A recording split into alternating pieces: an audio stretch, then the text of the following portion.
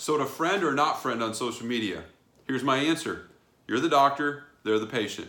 Does your doctor reach out to you and try to friend you on social media after you went to see them? Typically not. I would say this, here's my answer. During the course of working with a buyer or seller, I would highly encourage you to wait until the latter stages of working with them, or maybe even after closing, to reach out and friend them. It's a great way to stay connected. We're big advocates of social media.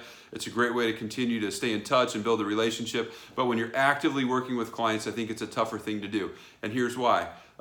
When you're working with a seller, their main goal is to sell their home. They want to get it sold. They might want you to do open houses. They might want to know what you're doing on marketing. And whenever they see you out doing things not working towards their goal, they don't like it. It tends to put stress on the relationship. So you need to be really careful about that. I've had calls over the years where sellers were frustrated and they call me and say, hey, I need to talk to you about our agent. They're always out on the lake, or they're traveling, or they're out doing these other things, or they're working with other people, but they're not trying to get my home sold. So you need to be really careful. Realtors always get too much credit for when a home sells really quickly, and they get too much blame when a home doesn't sell right away. Or takes too long to sell. It's unfair, but social media can make that even worse if you friend your clients while you're actively working with them. So you need to be really careful about that with sellers. I think with buyers, sometimes you may need to accept the friend request. And if you do, go ahead, but don't drive that. If you have to make the request, wait until later in the stages to do that. So that's my tip on friending or not. One other tip number 2 I have about social media is don't share so much personal stuff on social media.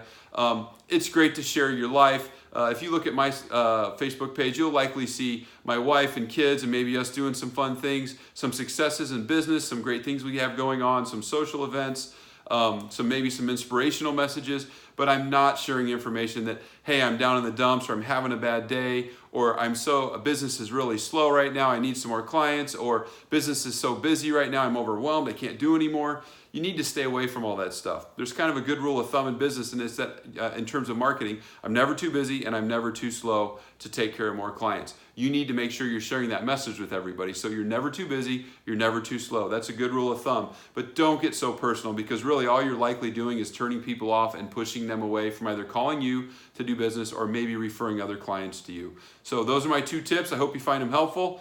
If you have any questions, call me anytime. Otherwise, there'll be more tips to come soon. And have a great week. Take care.